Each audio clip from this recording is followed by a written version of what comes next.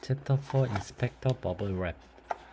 The doctor doorbell rings and we go to answer it. Hello, says the man at the door. My name is Inspector Bubble Wrap. I trust you received my letter. Well, yes, we did, I said, but excellent, says the inspector. May I please see your building permit for this treehouse? Well, yes, I say, although when I say yes, mean no. We don't actually have one, thanks to Terry. No permit, says the inspector. In that case, I will have to do an inspection to see if your treehouse conforms to all the current building regulation and safety codes. Building regulations, I said. Safety codes, says Terry. It's mere formality, says the inspector. Now, if you will just be kind enough to let me in, I will get started on my rhyme. Your rhyme? I said. Yes, says the inspector. I always do my report in rhyme. It's fun for me and helps pass the time. Okay, says Terry, that's fine by me. Please feel free to see our tree. Well, thanks you very much, young man. I'll do my inspection as fast as I can. If I may, I start right here. Oh, oh my, oh dear. This staircase of yours should have a railing and no wheelchair ramp. That's serious falling. And where are your fire escapes? Your horse reels and sprinklers, your safety blankets and fire extinguishers, and I'd very much like to see, if I can, your in case of emergency exit plan. These man-eating sharks should be swimming free, not kept as pet in a tank in a tree, and your bowling alley doesn't have any walls, which put Fangin at risk from falling balls, or a ball could fall one person's head, and that poor person could end up dead. Racing or rocking horses around a track could result in injury to the neck or back. This X-ray room is in direct violation of the current health and safety, radiation regulation, and what sort of a stupid, lame blind tweet would build themselves a quicksand pit and not even have the sense or wit to put a warning sign on it? This swimming pool should have a fence. It really is just common sense. And chainsaw juggling is serious dumb. You could easily lose a finger or thumb, or an ear or a knee, or an elbow or a nose, or an arm or a leg, or a foot or some toes. Your trampoline has no net, I see, and it's up really high near the top of the tree. But apart from those those few things I said, is everything else in our tree house okay? Inspector Bubbleworth sighed and shook his head. All things considered, I am sorry to say there's no way I can issue a permit today. This treehouse of yours is an unsafe construction, and I must insist on its total destruction. No. A crew of wreckers are now on their way, so you'd better get going. There's no way you can stay. By 12 noon today, this place will be rubble. If you stay any longer, you will be in big trouble.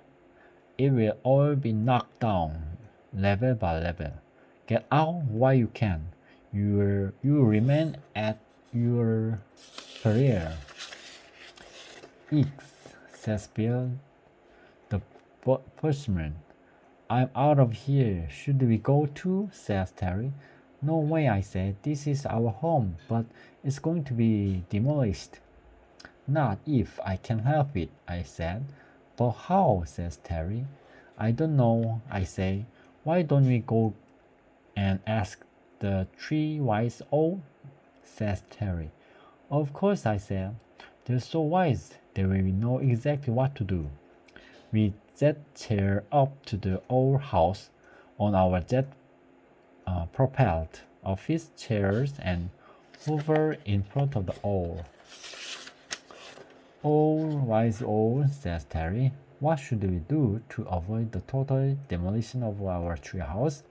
Tick, says the first wise old. Talk, says the second wise old. Who, says the third wise old. Tick tock who? I said.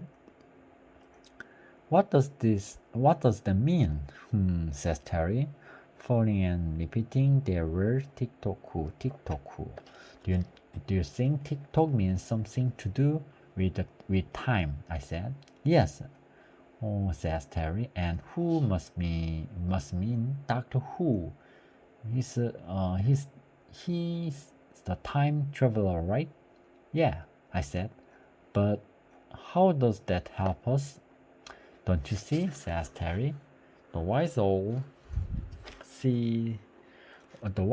are telling us that you should travel back in time and get a permit for the tree house. That would be a great idea, I said, if we have a time machine. Time machine. We do, says Terry. I built one on the level the Once Upon a Time machine used to be on. Fantastic, I said. Let's go. We climb up to the time machine level, so we go in here, I said, heading for the door. That's not the time machine, says Terry. That's an egg timer I built. I hate it when my eggs get overboiled. The time machine is over here. You put it in the bin, I said. No, says Terry. It is a bin. But why? I said. Well, I was reading The Time Machine by H.G. Wells, says Terry, and I thought that time travel sounds like fun. Yes, but why whistle bin? I said. Because it's all I had, says Terry. It's not quite finished, but it should be fine to just go back a few years to get our building permit. You go first, and says Terry. I climb in, Terry climbs in after me and cross the lead. It's really cramped in here, I said. I thought time machine was supposed to be small on the outside and big on the inside. Well, yeah, says Terry. They are. But it was only designed for one person. You are going to go time traveling without me? I said. No, says Terry. Well, when I say no, I mean yes, but no, well, only a little bit. How do you drive this thing anyway? I said. Easy, said Terry. Set the chronometer for how many years back or forward you like to travel and then push the blasted off button. Alright, I said. I set the dial for 6.5 years back. That's just before we start building our treehouse. But at that moment, the lid opens. It's Inspector Bubbleworth. It's no use of hiding. You know, he said, the wrecking crew are on their way. They will be here at exactly noon. Get out and pack your belongings, or prepare to meet your doom. No way, I said. We are staying right here. No. Oh no, you are not, says the inspector. He leaned in and tried to grab us. We crouched down as low as we can. The inspector leaned in further, slipped and fell in on top of us. Oops, oops. Does That's weird. Hissing sound. What that sound? What the noise? I said. I think the time machine has started, says Terry. The inspector must have bumped the blast off button, or as he fell in. Time machine? says inspector. Yes, says Terry. Oh no, we are going back into swell.